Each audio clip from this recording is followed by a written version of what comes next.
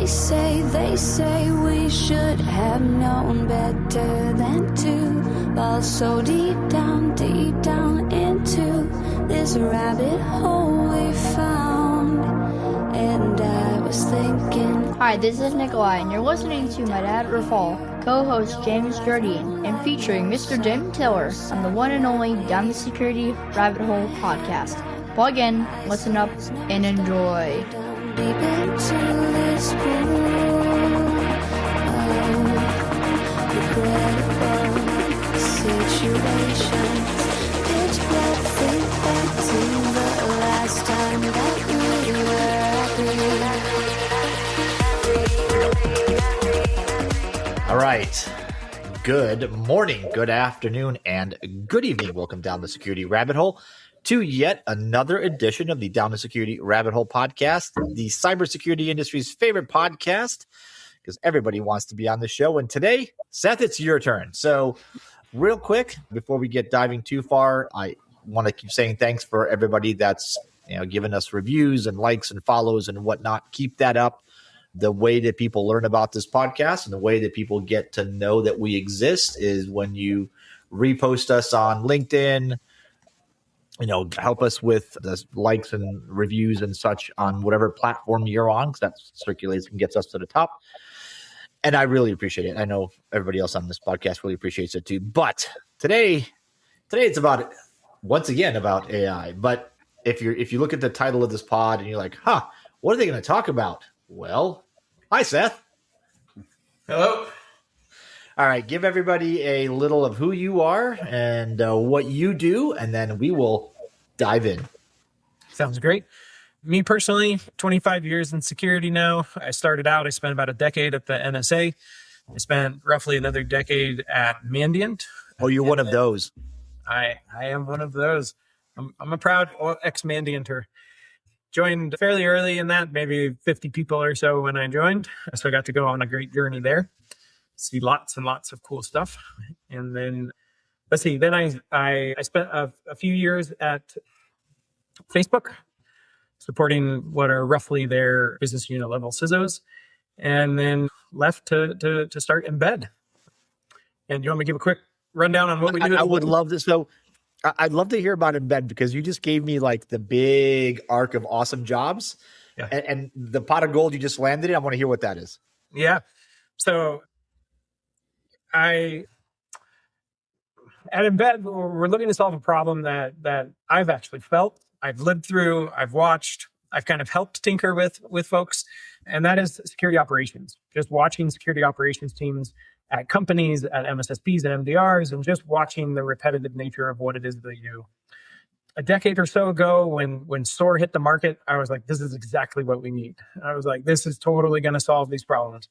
A decade on, the marketing promises never really quite delivered. Wait, hold on. I want to know just how shocked you are by this, that the marketing promise of cybersecurity did not deliver. Yeah. I guess my surprise is not super high. But to be honest, I was pretty positive about what I was seeing early on, and it just never quite delivered. So an old coworker of mine and I came together and we said, hey, there's been some changes in the market. We're super passionate about this problem, and we actually think we're going to be able to come up with something that really moves the needle. And so we left our roles and started Embed to tackle effectively alert overload and the problems that come and surround that. All right, well, let's start with this then. As I aptly titled this pod, there has been a lot of security leaders, SOC leaders, cyber defense center leaders that have been told, hey, I've got a product for you. It's going to eliminate the need for people altogether. Forget the SIM source stuff. That's all old technology. AI is the future. And while I am on board, there's a lot of awesome things AI can do. One thing I do not think it can do is replace all those happy people that sit and stare at screens all day in like the full capacity replacements. What do you think? Yeah. That is not our philosophy and hasn't been our philosophy since the beginning. So we actually did a blog post on this maybe a year and a half ago where, it was basically like, should I be worried about my career in security? And our answer is no. We do think that people's roles are going to evolve And we hope that they evolve in a very positive way, which is taking a bunch of the mundane work off of their plates. But that human ingenuity, that human thought process, bringing that stuff in, it's definitely still necessary in our opinion. Yeah, I like that. I anytime somebody tells me we're going to replace humans, my first thought is cool if it's for all the things that we don't want to do anymore because we're sick of doing it. And then my second reaction is, okay, show me. There's been a lot of sizzle, right? Very, very little meat behind that. I just watched the most insane movie the other night. Total sidebar, sorry, but like it's called Balls Up with Mark Wahlberg, and like if you've never seen it, it's about World Cup soccer and two guys that are just like these hapless pitchmen for adult. Yeah, make sure you get the parental advisory warning on that for anybody that's thinking about going. Yeah. It's definitely not like kid friendly. It's got some adult humor, but it is absolutely hysterical. And the running theme through the movie is like one's the sizzle, one's the steak, and they learn that they need each other. So like, there's been a lot of sizzle in the market. Like, there's been tons of hype. Everybody's got the answer, and much like in times before, I want to be hopeful, but I'm also fairly realistic in that there are limitations on what AI is going to do for us. And I want to be realistic about what we tell people, because it's not just a repeat of SOAR, right? There's so much better stuff that's going to hopefully come with this. The technology is different. It's a much wider pool of possibility, but to say that, suddenly let's eliminate humans, I feel like is disingenuous, probably at best. Yeah.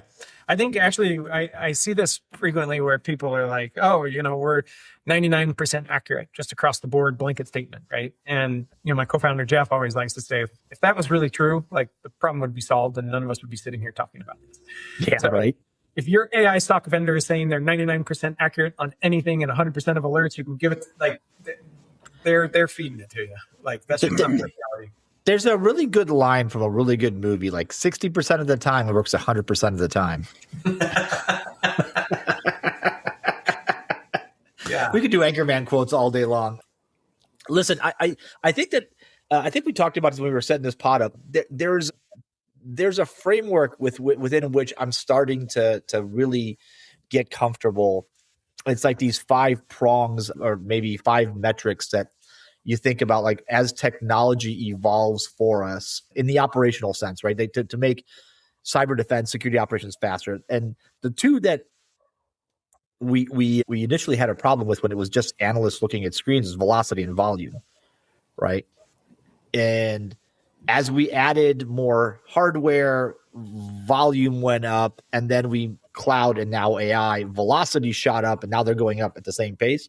So they're both off the top of the chart and into some sort of stratospheric level where I don't think there's anybody that's going to argue like put humans back on and we'll do manual correlation. Like that hasn't existed for 15 years. Yeah. However, with technology, and you said it right, 99% accuracy, comes the accuracy and precision question. I think earlier AI iterations were hit or miss on accuracy, and by nature, like outside the bullseye half the time on precision, which means that like they could 50-50 get the answer right, but they would get to it in different ways, and it wasn't repeatable work, which is terrifying if you're trying to put something in front of a lawyer, right? As in like, this is what I know for truth. And I think the last bit of it is the 5th prong in this, and I think this is the one that sits on top of the other 4, is this concept of clarity. Like, yes, you can take an alert correlated to another one, pull in some context from here, pull in some context from here, network endpoint, blah, blah, applications, identity, blah, blah. But you've now solved or addressed that. What I want to know is, why did this happen? What else happened? Where did it go? Like, how big is the problem? Should I still be worried? And we're nowhere near that yet. But isn't that where am I AI right, strengths first are? of all? Oh, sorry. I was just going to say, but isn't that AI strength is being able to look very broadly pretty quickly? Is it? Yeah, I mean, I do think it can. So you are right, Jim. Like AI gives you the ability to to look across and or reason about a much larger corpus of data than what you could do in other types of technologies. But that still leaves you with this, what I think Rafael's getting to, which is, how did you come to that conclusion, right? So I've given you tons and tons of data, but like, how did you get there? And then if I give you that same data many times, are you actually going to come to the same conclusion, or just each time you come to a conclusion, but it's different, right? And I think he's really tapping on the door of what I think makes this a really hard problem.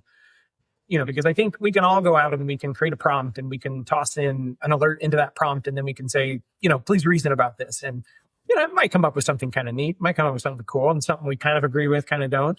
But then if we run it through again, we're going to get a different answer, and it'll look different. It'll feel different. Maybe the overall decision is the same, but so you end up with this weird thing.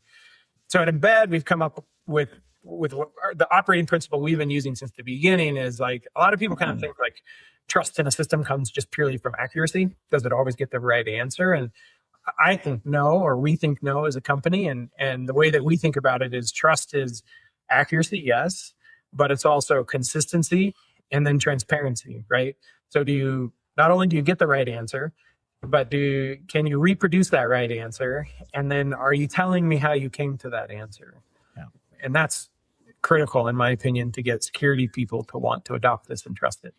Don't we have similar problems, though, with people? I mean, same person looking at the same data 2, 3, 4 different times could potentially come up with different responses, different outputs. I mean, we put a lot of pressure on AI to be right 100% of the time, right? We say, oh, well, it's non-deterministic. Yes, so are people. Like, even take 3 different people, give them the exact same data, they'll come out with way different answers and responses, right, for that same stuff. So, I mean, aren't we seeing the same thing with AI? Like, we haven't fixed anything there. We still have bias and all this other stuff that we say we get rid of, but we still could come up with different answers. At least we can more easily show our work, I guess, as a person versus AI. I don't know what happened once I sent that prompt off. Yep. I think it's kind of interesting. My co-founder Jeff and I had this discussion really early on, and actually I haven't gotten the pushback that I assumed I would from the security industry, which is I thought it would be a lot like, Tesla and the auto driving cars, right? I think we hold that auto driving car to a much higher standard than we hold a human. And so I was expecting the same kind of thing on the AI side of like, hey, we can't be wrong, even though a human can be wrong. But I haven't gotten quite that pushback. But from an MSP, MDRs that we work with, it's exactly that they're after, James, which is, hey, we have a lot of inconsistency between analysts. And so we really want to have a base level of consistency that we're working with. So interesting there. I have 2 questions for you. One is, when you say, like, I get repeatability, but being able to prove what you did, determine what you did, sounds more like emphasis on forensics as opposed to dealing with the problem. It sounds a little bit after the fact to me. Am I misunderstanding that? Because I think when there's it's auditability, Jim. Isn't that what you're looking for? You're asking for auditability? Show me how you got your answer. I'd like to know. Yeah, I mean, how often is that the case? When I know when you have a false positive, like you take action on a collection of information, different analysts have different perspectives. You kind of come together and say, okay, I think this is happening. We need to shut down X kind of thing. And it turns out you just shut down the manufacturing plant for no reason, right? So I can see that from an auditability, from a reportability or a forensics scenario. But don't you see value of AI on the upfront, sort of like in the early days of enrichment activities and early days of automation to accelerate these things? Don't we see it more being value on the front end as opposed to worrying about it being able to prove its work? Because it's non-deterministic. I get it. Yeah, well, I think that's the hard part of what, right? I think if people are literally just using LLMs in their AI stock, like that, I'd say be super skeptical, be really concerned. There's a lot more that we've put into this than just throwing things at an LLM. And so we're taking that non-deterministic and we're trying to minimize the impact of that non-deterministic on the outcomes of things. And so part of that is, can we show the evidence of how we arrived at the decision that we want? So ultimately at Embed, we want to sort of summarize things in a way that makes it really easy for people to say, like, I agree or disagree with your decision. But if we get that analyst that's like prove it to me, like, why did you come to this decision? I don't want it to, we don't want it to be like those early AI ML products where like it said it was bad. And then you were like, I don't know why it said it was bad. So I got to go redo the whole investigation to figure out why I thought it was bad. And so that's why we're trying to like make sure that we're exposing what is going into this, where the query's coming from, what data did we find, how is it that we're using, what old memories are we bringing in, like that kind of stuff. And then you can leverage that to say, like, if you really want to deep dive. Now, you shouldn't be doing that on every triage, right? Right. Yeah. I think that's where I start to separate the two, sort of pre-event and post-event kind of arc. You know what I mean? Yep. So just because former NSA guy, a lot of intelligence, maybe not a lot of intelligence, but there is AI being used in intelligence communities for arguably some of the same purposes you would use AI and sort of threat detection and threat analysis. So do you see maybe AI being more useful in a SOC scenario just from a combination of intelligence through threat hunting as opposed to maybe just dealing with SOC activities? I'm not sure I follow. Sorry.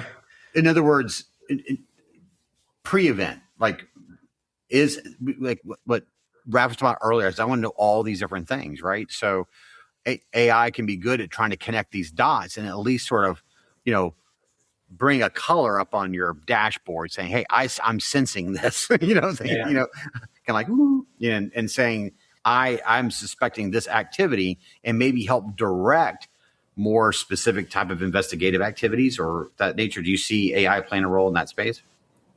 I do. If I follow correctly, I do. I mean, ultimately, like, we have multiple decisions that come out of Embed's engine when looking at these things, which is basically, hey, like, I think you can ignore this. You don't need to worry about it. It's just noise. This is actually malicious, and you probably really need to take action. And then there's that concept of like inconclusive, right? Which is, hey, I tried to gather a bunch of data, but I'm still kind of left like wondering, like, a human needs to come in here and make these last, connect the dots on these final things. And so our goal really is to escalate those things, kind of like you're saying, like bring a highlight to that, but not in a sense that like we're looking for the needle in the haystack to tell you. It's like, hey, we're looking at all of these things, and these are the ones that need to come up. So it's less about like that needle in the haystack and more like we looked at everything, and these are the ones we think you should pay attention to. I think that's going to be pretty powerful, if you're doing that, because I think we have everything tell us sort of the needle in the haystack, right? I mean, we just got to find the needle. We've been given the shape of the needle, its length, size, and we know what haystack it's in. Sometimes we're not even paying attention to the haystack, right? So I think that has a pretty interesting sort of argument there, because sometimes it's the bigger picture, like Raph was saying, that wider perspective, kind of that 100,000 foot view. I think it's going to make a big difference. Yeah.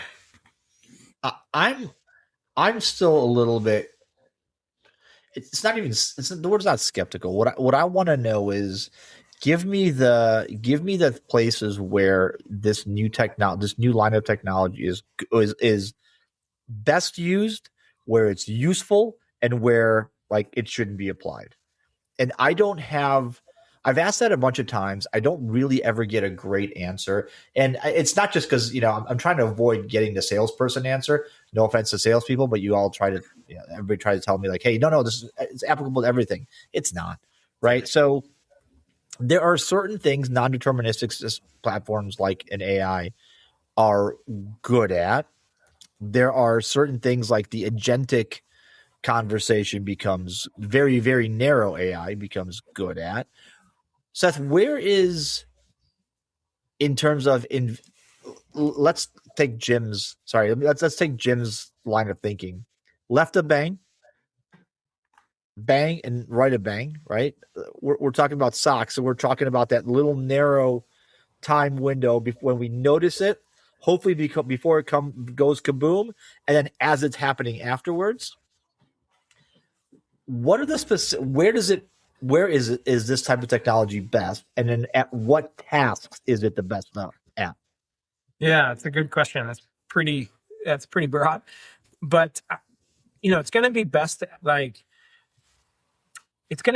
like focused problems, but not like but areas where you want flexibility. So think about like a triage, right? Like I think this is why we've seen so many companies pop up in the world of triage, is because triage is fairly deterministic, but you can't put it in a playbook like SOAR. It's if you do that, then you're only going to catch the one thing you know about, right?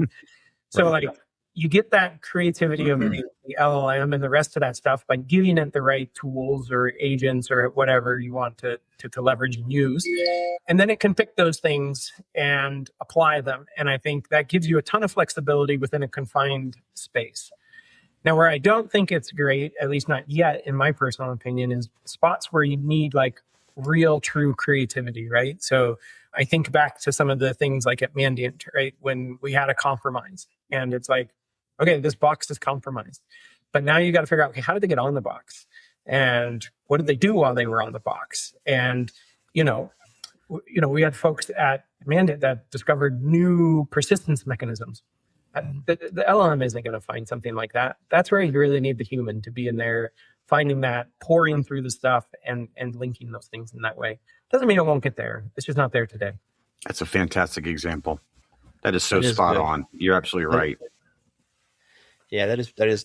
Okay, so that's good, right? Do you think that the market broadly is repositioning itself that way? I do think it's starting to sort of reposition itself that way. I think we're starting to see SOC roles evolve. I think we're going to see companies, especially like your MDRs and MSSPs, that are not adopting, building, buying, using this type of stuff. They're going to fall behind, right? And it's not because you don't need humans. It's because they can't do as much with the 50 humans that are doing that work. They have to scale that linearly. With the AI, if they're leveraging that, now they can do 5 times or 10 times as much per person that's there, like that kind of stuff. So I do think we're starting to see it. I do think there's a hype cycle here, though, of us still trying to learn like what it can actually do versus what these companies are telling you it can do. I want to, if I may, just comment real quickly on something that you said, and I've gotten in discussions about this where you say it's not going to replace jobs, and then when somebody says, well, if you have X amount of work and X minus Y amount of people, right, and you empower them, so effectively that stops growth in the job market because it's being replaced in AI, so the net result is the same kind of thing. And I think there's some young people that I've interacted with that are trying to find their place as they go through this early trail, and they're like worried about by the time they get to that point, there won't be any jobs left because the 50 people are now X minus Y is 0, right? Yeah. And so I think I just wanted to point that out because I do think there's a lot of people in security, especially in the entry level, that are starting to get concerned because how do you keep up with it? And then ones are using it, right? They're just using it to tell them what to do in some cases, which I think I probably have done the same thing if I was around when I was doing it, Yeah, I the way I think about it for the entry level folks, I think they're in a tough spot, right? It's unknown. I can imagine it's scary. And like you said, will they be able to build the right skills to get to the point where they need to get to before AI takes over? Like I understand that angst for sure.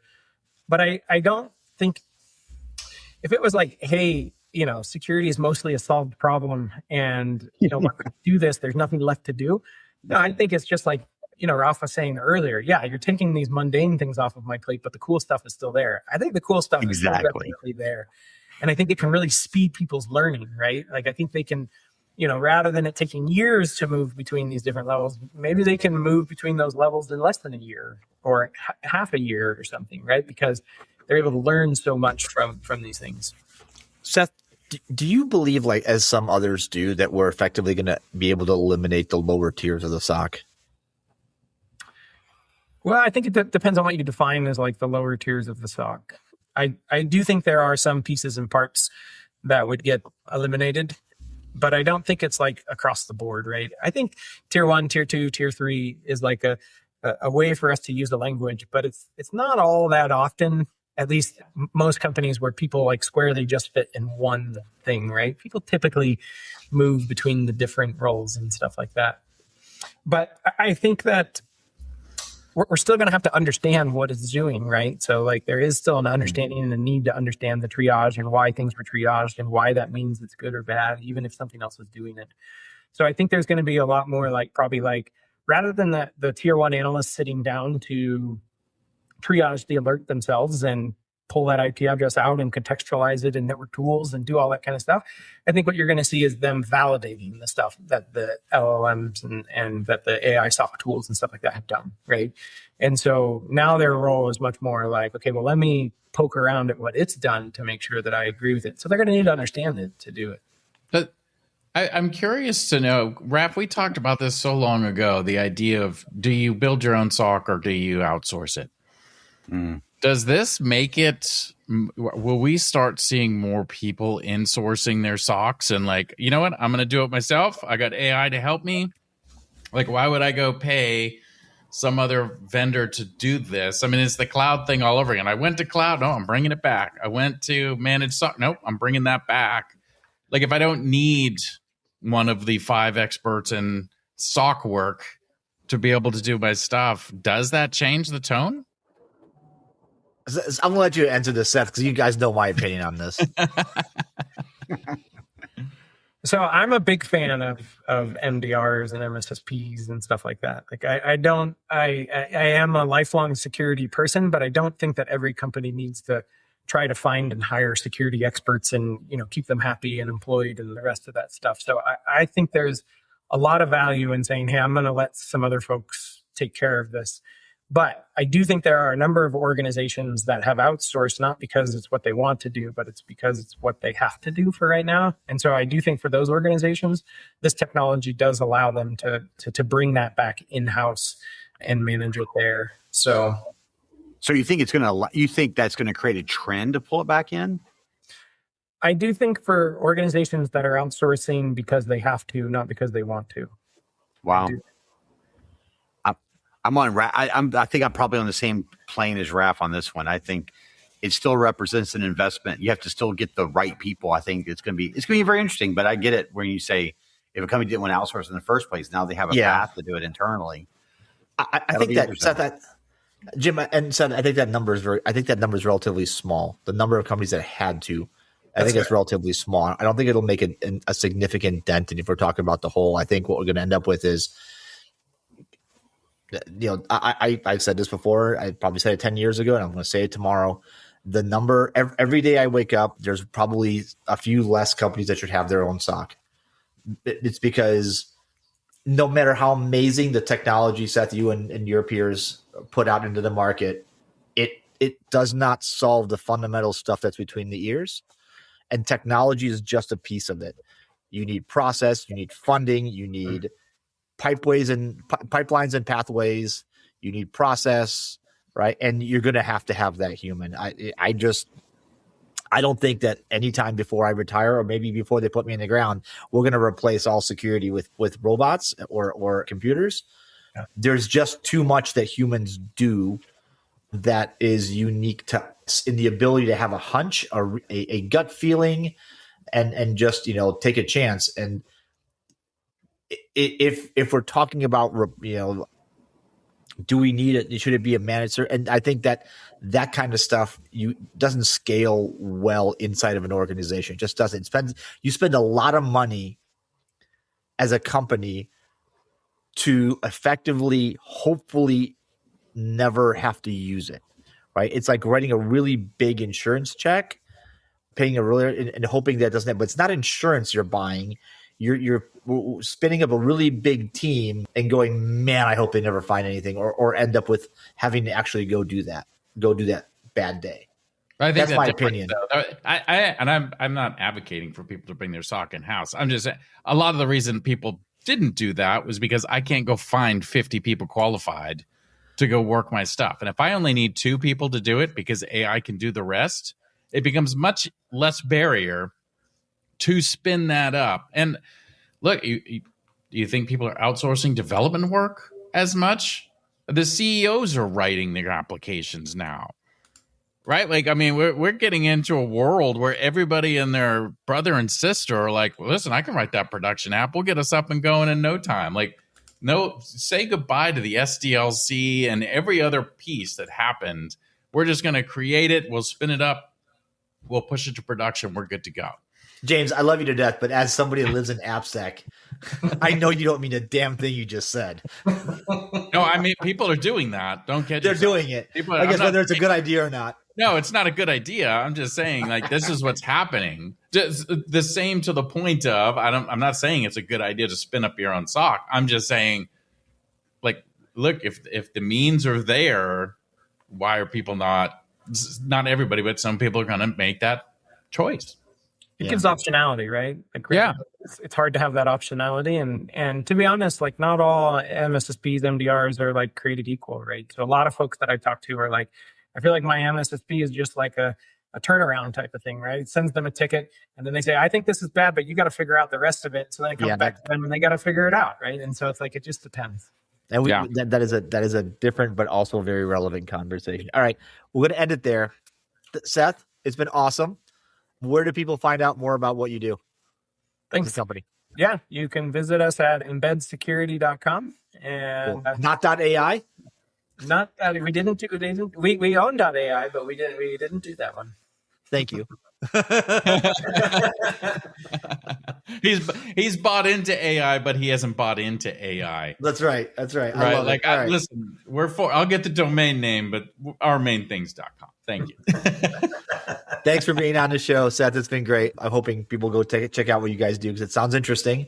And again, technology is one thing, but actually being able to match what's between our ears, at least for most of us, is probably going to be the challenge of the lifetime of several generations. So anyway, James, thanks for being back, guys. Folks, thank you so much for listening to another Down the Security Rabbit Hole podcast. I hope you've enjoyed it.